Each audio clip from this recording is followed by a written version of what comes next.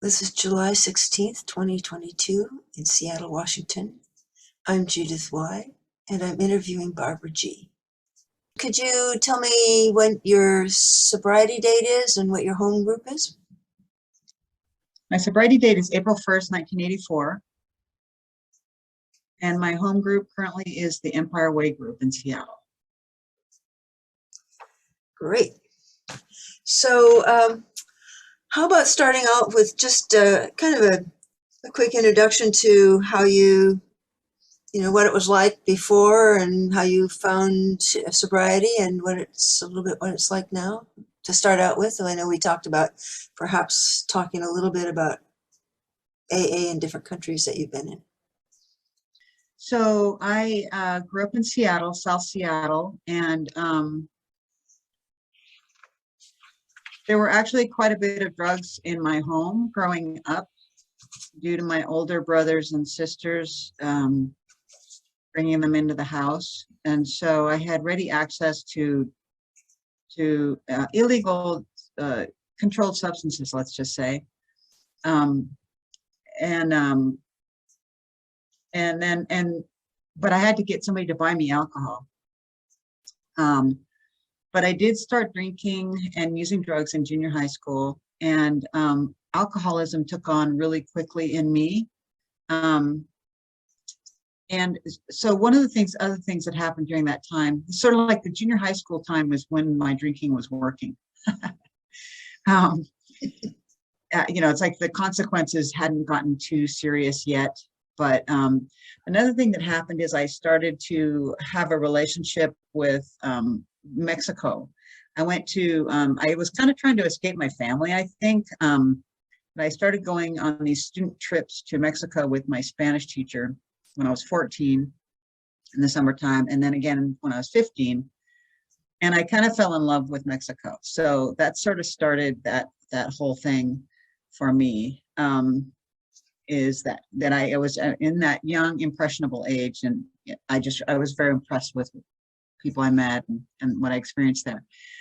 But what happened is when I got into high school, I became super alcoholic, and I really just started sort of closing in, and barely graduated from high school, and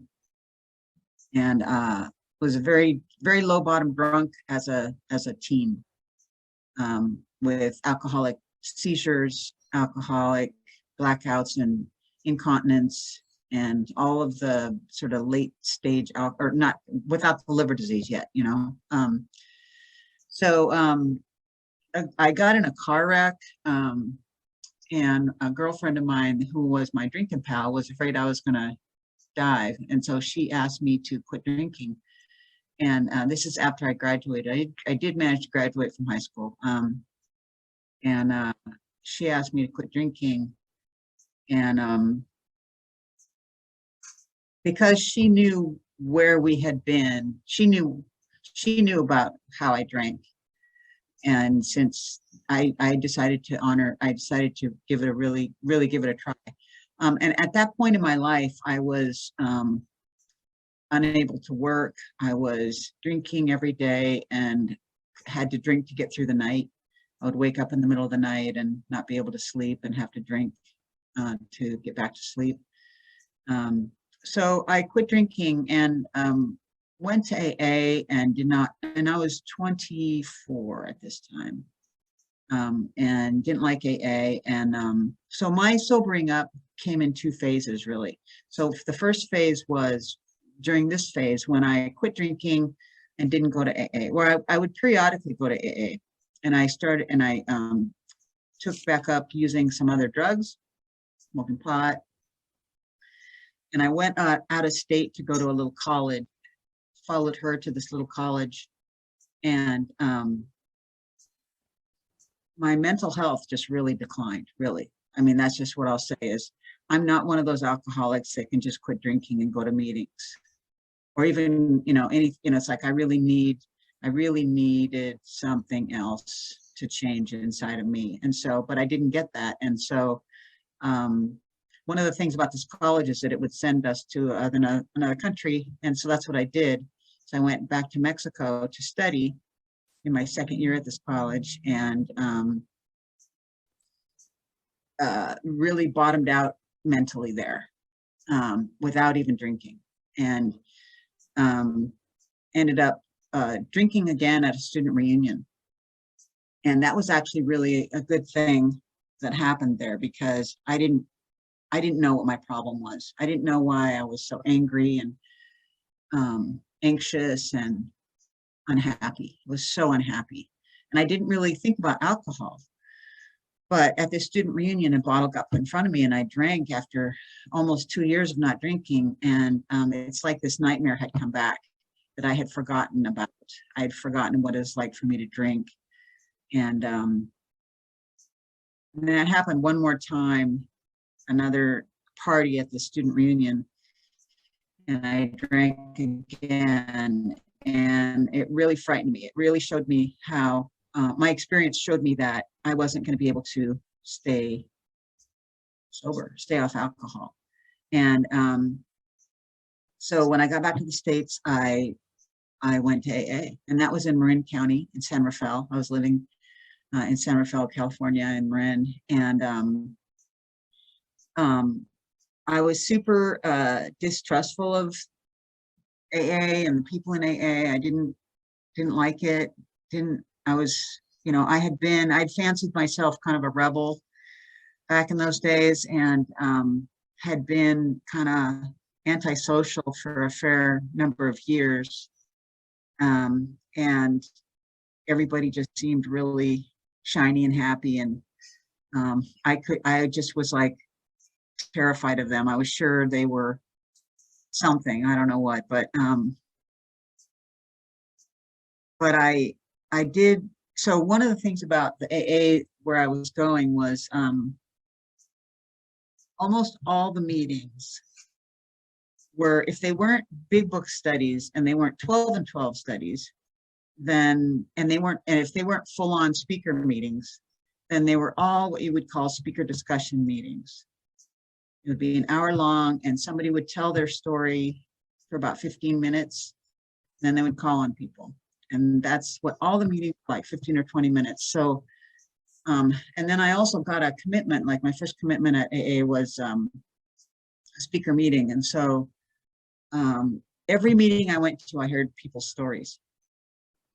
And I'm really fortunate that the meetings were like that, because I needed that identification, seriously needed that identification. I needed to hear that these people had drank like I did and had suffered. And so, but I heard also in those stories, I heard what I now call like transformation stories. There was a guy, he's still alive today, although he's super old.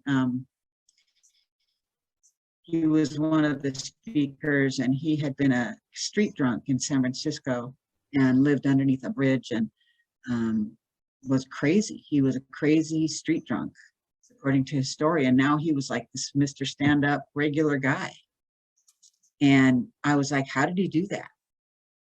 How did he go from being this crazy street drunk to being this regular guy? And I mean, I hadn't been on the streets yet, because I had always just gone to my mom's house, right? And but I had felt crazy. I knew what that felt like, and I heard, and I started to hear these stories about people's lives being changed, and so that's what made me decide to really give AA a try. Up until that point, I wouldn't let people talk to me. I would come late and leave early. I was very antisocial, very distrustful. But it was, and so it was about 6 months. I was about 6 months sober when I decided that I would get a sponsor and really give this thing a try. Even though I was terrified, and I didn't want, like, the last thing I wanted was a spiritual experience. At least that's what I thought, I mean, when actually it was absolutely what I needed. But I was terrified because I didn't know what that meant. And it just, in my, I thought out of control is what I thought, and so I got a sponsor, and really, you know, the way they did the steps were, or at least the sponsor I had, there was no hand holding. There was no, it's like we sat down to coffee. I asked her to sponsor me. We met for coffee. And at that first meeting, we talked through the first two steps. You know, she told me her story. And I thought, God, she talks about herself a lot. You know, it's like, it's like, when is she going to stop talking about herself? And it's so funny. I thought about that every time I called her too. But she was sharing her experience, strength, and hope. And then she asked me about my drinking, and asked me what happens when I drink. And I told her, something like, bad things happen when I drink. And she said, okay, and what happens when you don't drink? And I said something like, I go crazy and eventually drink again. And she said, okay, well, you might be alcoholic. And she asked me if I had a higher power, if I believed in something. And I was so anti-religious and stuff. I said, I think there might be something in nature, in the trees and in the wind, but I'm not people. Don't think it's in people. And she said, that's good. That's good enough. She said, do you think that this power can help you? And I said that I thought it would take a higher power. And so she said, great. Do you think you're ready to do a third step? And we made an appointment for me to do a third step at her house the next week. And I did it. And actually I had a little spiritual experience in that experience. And but I got right into the fourth step, got right into the fourth step and the fifth step and did the rest of the steps with her. And that was sort of the custom. I mean, at 6 months, I was kind of late in getting a sponsor and in working through the steps. I knew a guy who had 6 months who had been through the steps already and was sponsoring others. That's sort of the way they did it there. They did it quick, to get through the steps quickly. Mm-hmm. And I was just talking about this with somebody this morning because here in Seattle, and I don't know if it's like this there now, but there's a lot of groups or sponsors that have a whole lot of exercises around each of the steps and like questions that have to be answered, and questions that have to be answered every day. A lot of writing and a lot of, I don't know. I think it's designed to get at the unmanageability piece of the mental unmanageability stuff. But where I got sober, and I would have been that, I don't know. The way they did it there worked for me because it was very simple, and it was all focused on alcohol.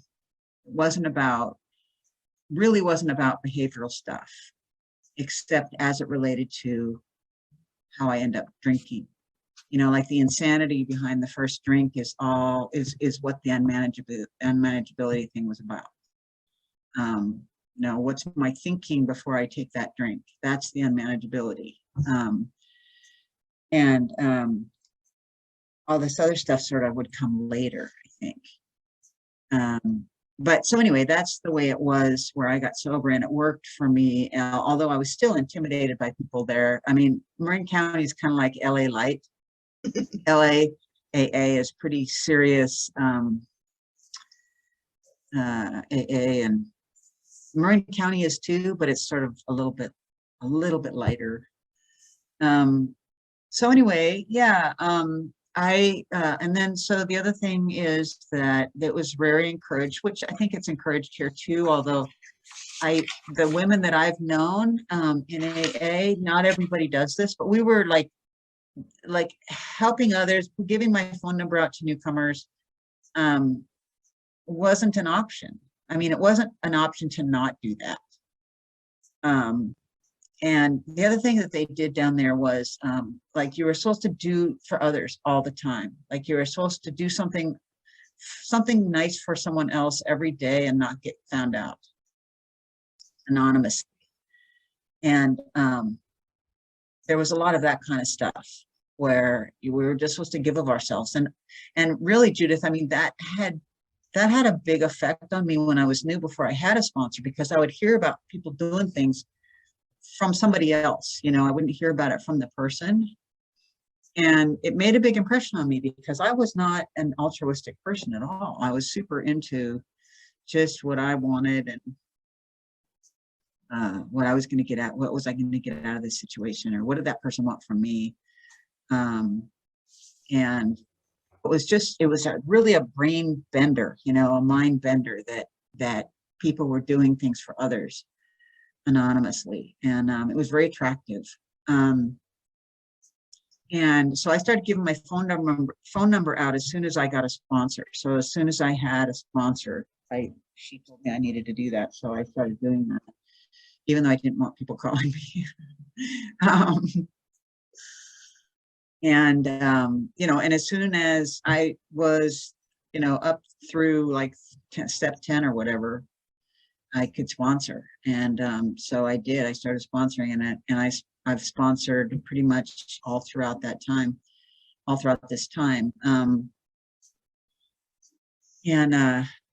I remember, but the other thing they didn't do there, and I didn't either initially, is nobody ever went through the book with me. Nobody ever, my first sponsor, she told me, okay, here's the meetings you go to. You go to a big book study, you go to a 12 and 12 study, and make sure those are in your weekly meetings. And so I went to a big book study group, and it was a real big book study, for like 6 years of every Monday night of my sobriety, I went to this meeting and we read through the book again and again and again. And people shared their experience, strength, and hope about the book and what was in it. And that's where I learned about the big book. But nobody ever walked me through it, word by word, and all that stuff. And we had a dictionary at that meeting. And I actually really enjoyed that because got various people's experiences. And but I had a sponsee who worked that night, and so she couldn't attend the meeting. And I got so much out of going through the book with that group that I said to her, why don't you and I just read the book together? And so we did that. And so that started that custom for me. No one, like I say, no one did that with me, but I started doing that with others. And then it was also hard to find a big book study that was that good, that went through it like bit by bit and talked about it as you went, and really had that consistency and that momentum through the book and stuff. So I miss that, though, that kind of committed group to go through the big book together.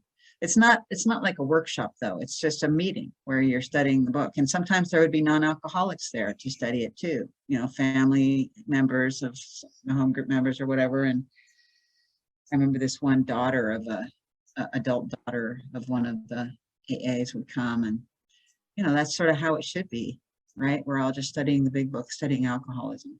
But anyway, so I don't always sponsor others exactly like I was quote unquote sponsored. It seems to be like I've become more flexible and try to meet people at different, like what they need. Mm-hmm. So the whole thing with service, it's like, again, it wasn't an option to not do service, in one form or another, to answer the phones for the intergroup there. Like we didn't have an intergroup when I first got sober there in Marin County, and they started up a phone service. And so all like 24 hours a day, the phones were routed to people's homes. And so it got routed to my house.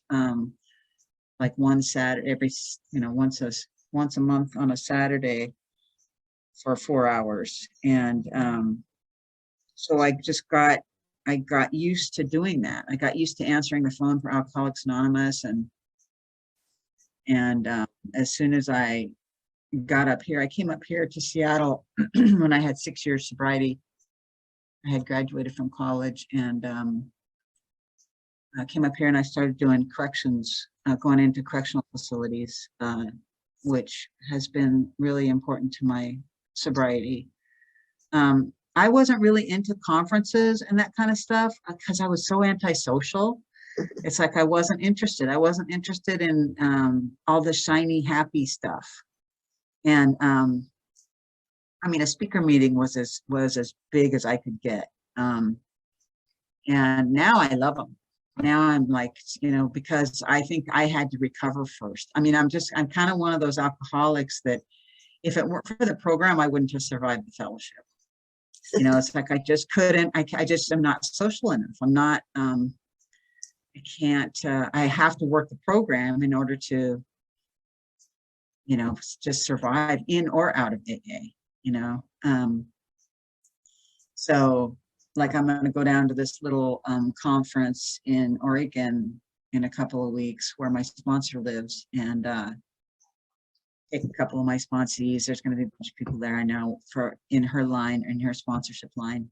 And yeah, I'm really looking forward to it. I think it's going to be a blast. It's going to be a road trip. And but it took me a long time to get sort of well enough or recovered enough to do that kind of thing. Another thing that we talked about a little bit.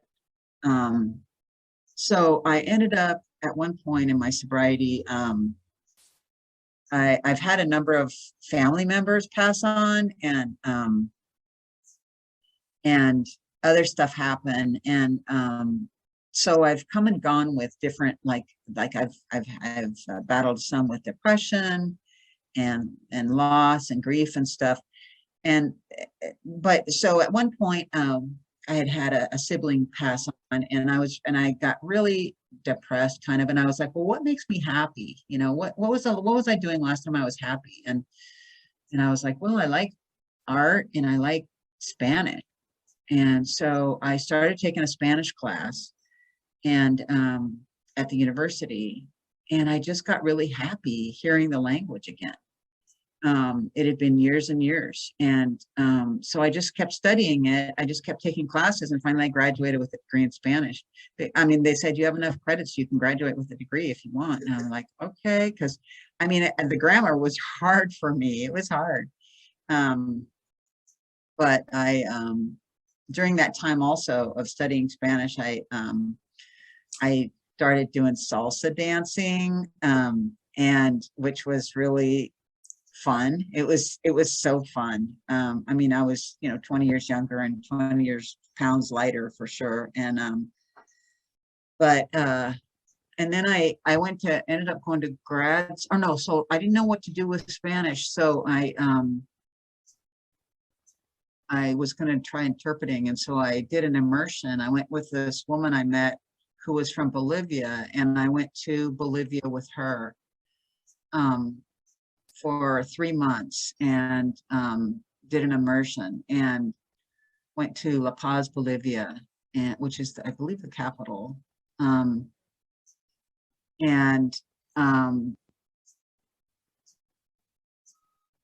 That experience was really interesting for me, because the woman I went with she wasn't in AA, and we were staying with a friend of hers, and she, just before we left, made me promise to not tell her friend that I was an alcoholic or that I was in AA. And so I went, I went anyway, but I ended up just feeling kind of out of place and kind of uncomfortable, and which I can do anywhere, right?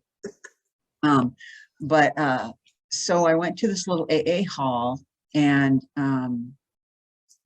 looked it up and went there, and there was a guy there who I thought, well, he must be a newcomer, because he's, his nose was obviously broken and he was missing some teeth and stuff. And I was like, and so I got called on, and I told them that I felt, out of place, and that I'd been sober. And like at that point, I think I had 17 years sobriety. And I didn't say that, but I can't remember. Anyway, but after the meeting, he came up to me and asked me if I wanted to tour the city a little bit. And I was like, yeah, I totally would like to do that.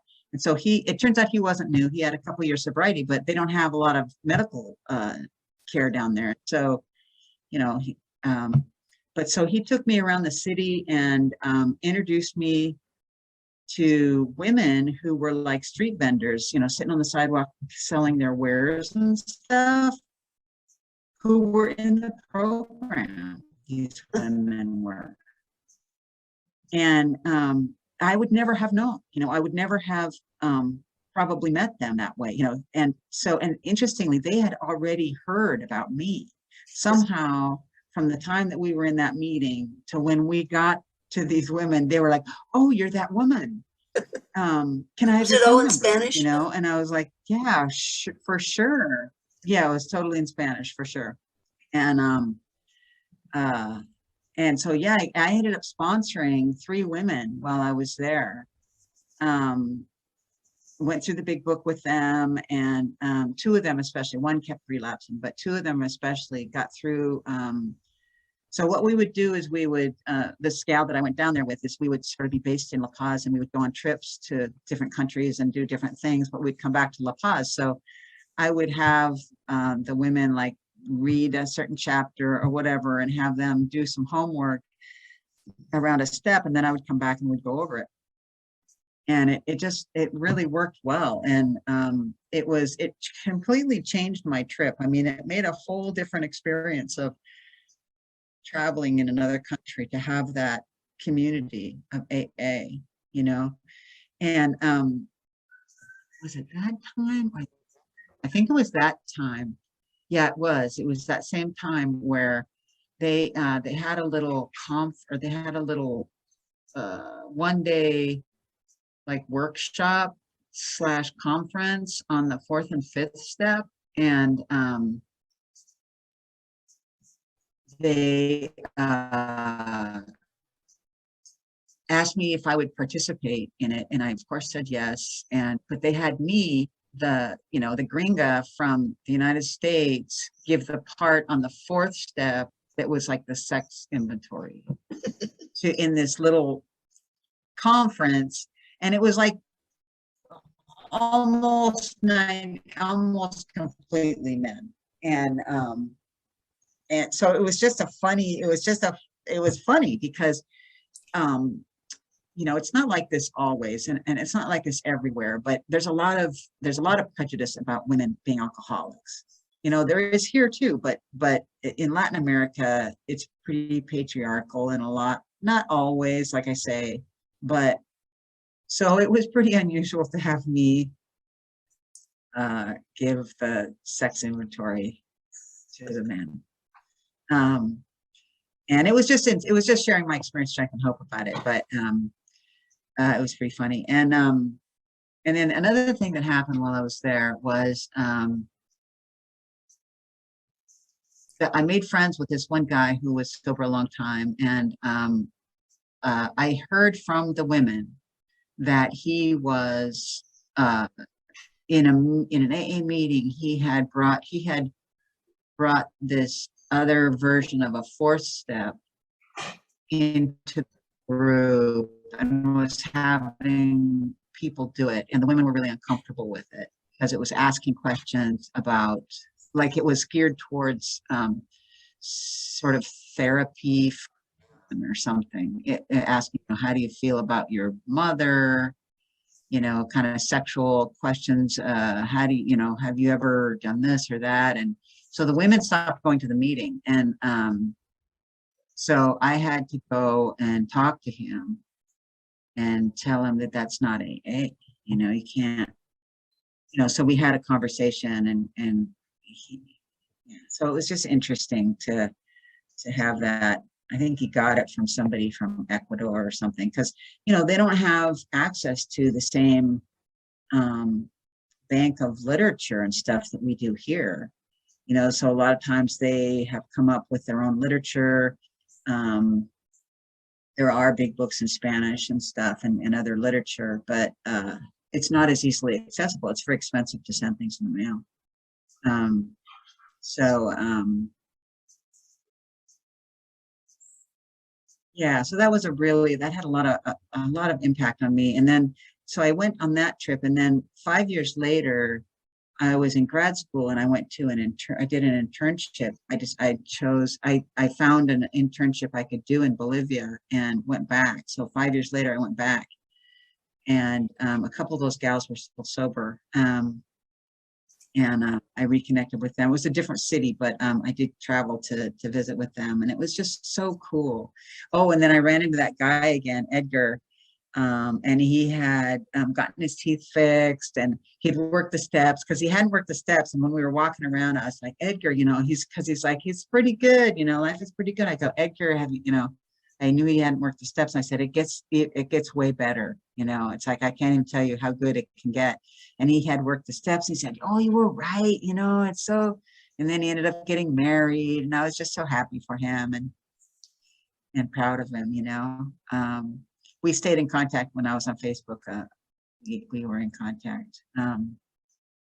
But and one gal, one of the gals I sponsored came to the United States and didn't come here, but was in contact with me, because she wanted to do an amends with one of her sons, who was here in the United States, and so she wanted to go back over her 8-step that she had prepared, and so I felt so lucky, so fortunate to have this connection with people that I would normally not ever mix with, and not ever have a connection with.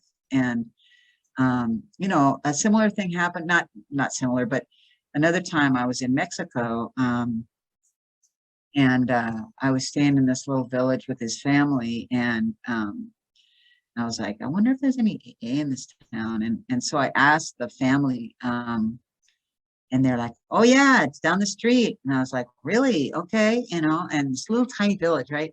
And I go walking down the street, and, on the side of this building is this enormous circle and triangle, Alcoholics Anonymous, it's like you couldn't miss it at all, and I just thought that's very interesting, so much for, I don't know what, but I mean, it's public information, I suppose, but I think there were 3 people in that meeting. One guy had like 12 years, and then there was a newcomer, and then somebody else. And we had this really cool meeting, really good meeting. And of course, again, this is all in Spanish. And so, it's funny because when I was in Bolivia and I was sponsoring those women, I had gone to AA meetings here when I was studying Spanish here in Seattle. And I'd gone to the meetings in Spanish. But I never could get anybody to sponsor here. And, there's that part in the big book that talks about, when in the Working with Others chapter, where it says, if you find somebody won't work with you, to keep looking, you'll find someone desperate enough who wants what you have, or something like that, desperate enough to work with you. And I was like, okay, well, I had to go to La Paz, Bolivia, which is basically on top of a mountain in Bolivia, 12 or 15,000 feet up in the air, some ridiculous amount of altitude, to find women who were desperate enough who would let me sponsor them in Spanish. So that was pretty fun. And yeah, I just have felt so, I guess, just,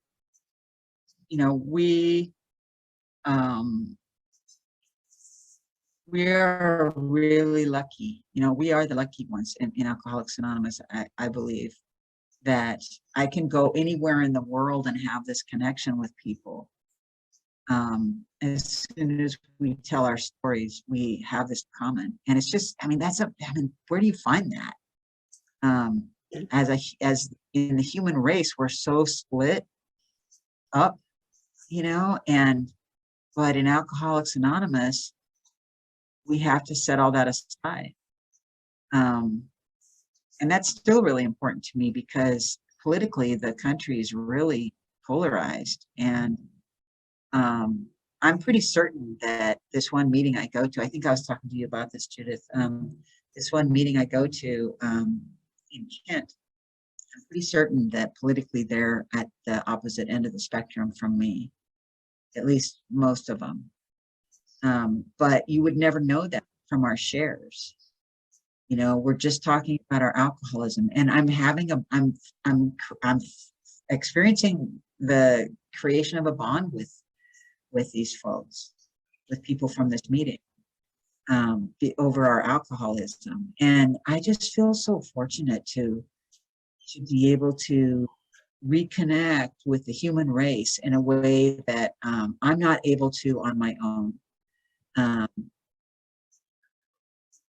yeah, I mean, and I've heard stories too about,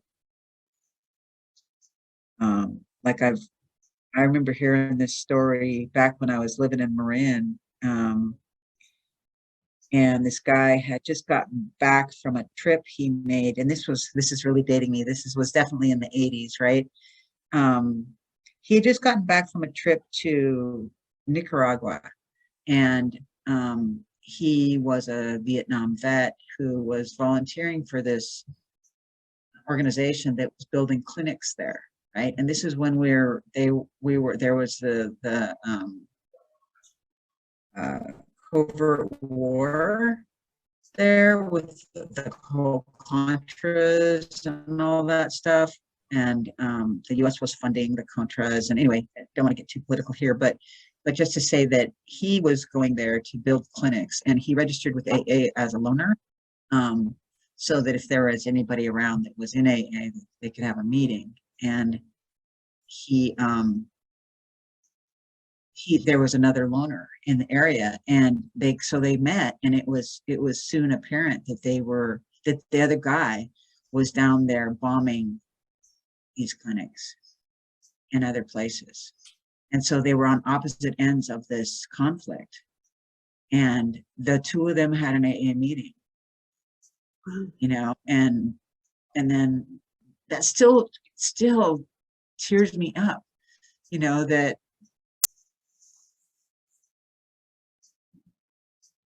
in all the ways that we lose our connection to our humanity, and that, you know, in Alcoholics Anonymous, we have this amazing, because we're here to save our lives, you know, more than anything else, that's what matters. You know, all this other stuff, even though it's really important, you know, is not, I don't know. I mean, and when I was new, it's like all that other stuff was all I could see. I could only see the differences between me and other people. And so anyway, I feel so fortunate because, like I said, you know, left to my own devices, my brain will separate me from almost everybody eventually. You know, find something that we, you know, that, yeah. So anyway, Can you say something about service? What do you have to say about service in AA? well, so it was super encouraged. It was kind of another one of those things that wasn't optional to do service.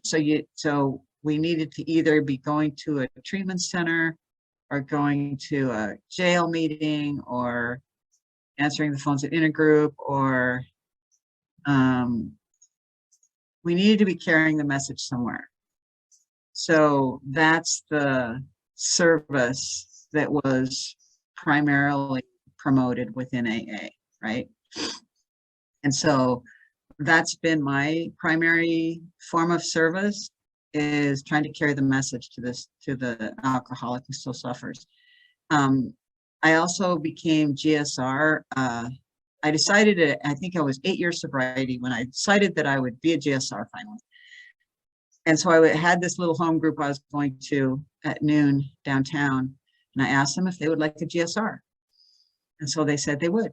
And so I became their GSR, and I went to the district meetings, and that's actually where I met people from Empire Way, because there was like 3 or 4 of them down there.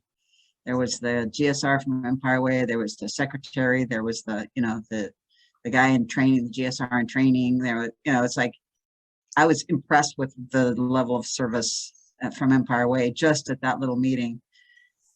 But that was also during this time that there were some really interesting things being debated and decided on in Alcoholics Anonymous. Like, for example, that was when the whole controversy of whether AA should retain the circle and triangle as their logo Really?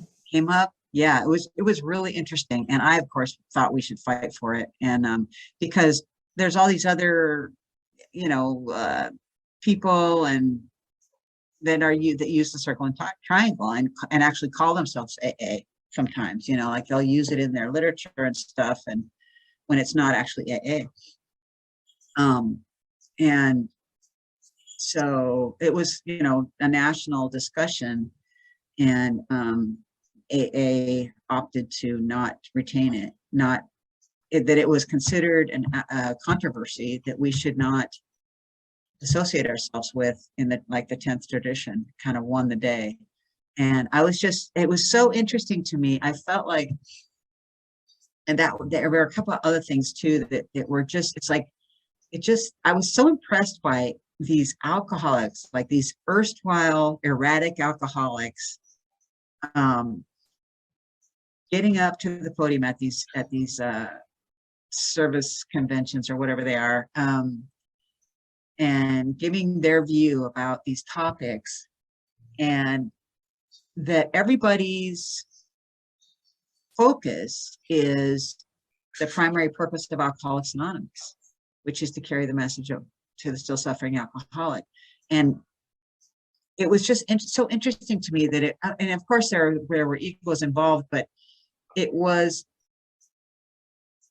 I just felt like I don't have a lot of emotional maturity, and to see people discussing and debating things about stuff that really I thought that really mattered, and being able to have some, just emotional maturity in discussing them. I was very impressed. I felt like I was rubbing elbows with the cream of AA.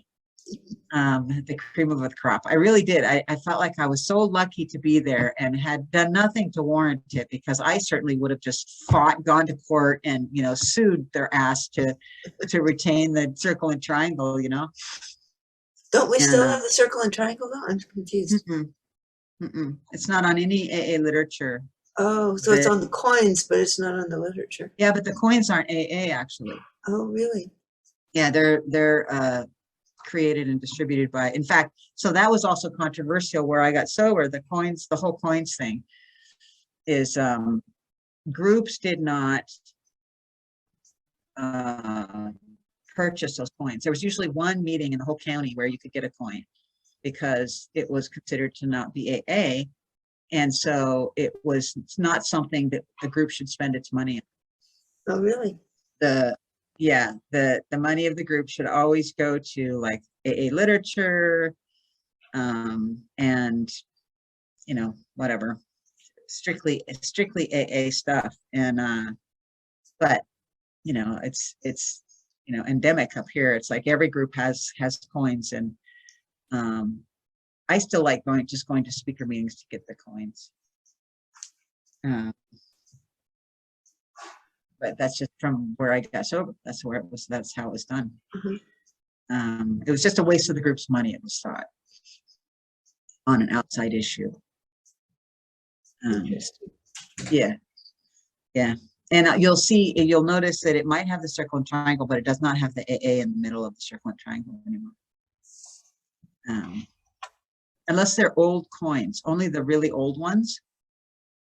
Right, you're right. I have how in my circle. Yeah. Used to be 2 A's in there. Yep. I have some old coins, I think, that have it still, but. So is that a difference from California up here, or just a difference in terms of the era?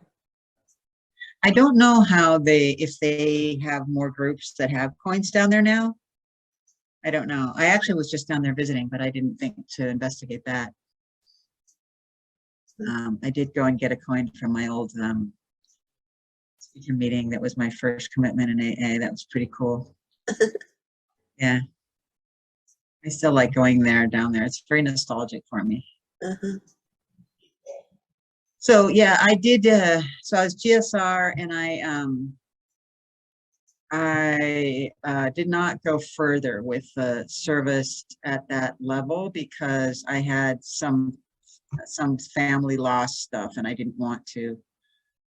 That was when my first sibling passed away, and I didn't want to do it, so I didn't do it. I may get back into it at some point though, because I do find it interesting. I find it interesting to discuss things that matter to Alcoholics Anonymous. Uh-huh. Yeah. So, so what do you think about the future for AA? You know, what's your hope, wish, dream, concern, whatever? I know right now AA is looking at redoing the big book in a less, in I guess an easier to understand vernacular, I think might be the word to use.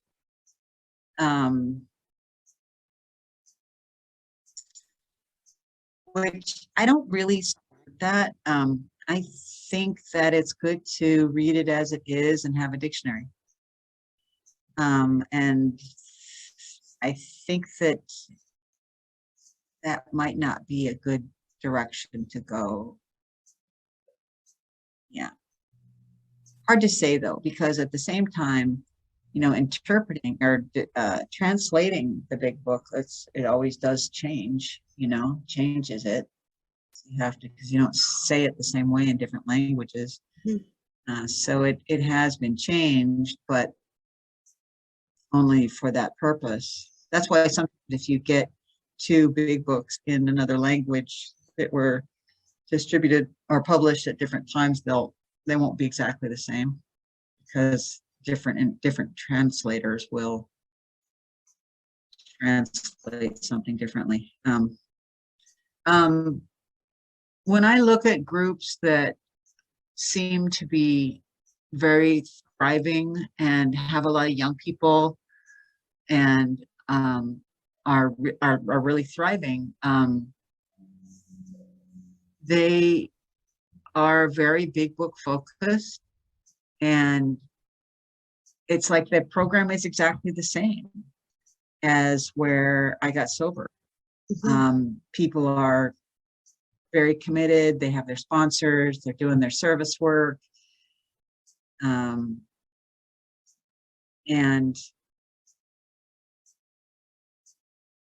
so, yeah, I think a lot of like when I was talking to my friend this morning about the exercises different groups have folks go through to work the steps now. I think that part of the intent behind that is to raise the bottom for people who haven't really experienced low bottom alcoholism, or to help get through their denial to admit it or something. And whereas in the old days, they would just say, well, you know, maybe you should drink some more. And find out. And I mean,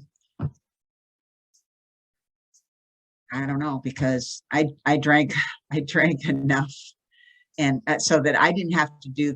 It's like I knew I was alcoholic. I knew very much that I was alcoholic when I got here finally. So, yeah, I don't know. I guess I have that like the way I was taught in AA was that there's AA and then there's a lot of other stuff. It's just like that 4-step that guy got from Ecuador, you know, or wherever. You know, it's like somebody wrote that thinking that they were getting deeper and more thorough 4-step or something, and yet it's not really AA. You know, it's some guys redoing it. And so that's kind of my concern about redoing the big book. It's like, I know it would be a long process and it'd be reviewed by a whole bunch of different people and all that stuff, but I don't know. I mean, maybe I need to open up to more about that, be more open-minded. My Um, understanding of that is that it's not replacing the current big book. It's right, like a translation, just like a right, Spanish translation to a simpler English language for right, people who right. are ESL or whose mental capacity is reduced in some kind of way, Or they're not educated. or they're not If educated. they have they have a limited education so that the wording and stuff is foreign to them. Yeah, So I just would hate to see it, yeah, replace the big book. in a way. And I know that it never will entirely, but culturally it could. Hmm. Whereas the big book, the original big book stays on the shelf and behind glass, and we use the familiar jargon. And I'm not entirely close to it. I just, I have some apprehension around it, which, is also my apprehension I have around most change. I have apprehension around, but change does happen. The pandemic has really changed a lot of groups. Yeah, yeah. Um, In my ways my home group has changed a lot in the 2.5 years that we've been in the Empire pandemic. Way has a hybrid. Is that it? It does, although it's shifting now. On Monday, it's going to be in person only. We just Mhm. voted last week, and it's leaning towards being in person only. There Mhm. may be a separate meeting that's a Zoom, but it's not going to be hybrid. How has the hybrid experience gone for you? We started hybrid. Oh, how has it gone? Uh-huh. I don't care for it. Hmm. I don't care for it. I don't really care for Zoom, Hmm. um, except for these kinds of things like a conversation with someone. I find having the screen there distracting to the in-person meeting, and I find the in-person meeting distracting to the Zoom meeting. I think it was useful initially, but I don't care for it. I've been looking for in-person meetings now for some time.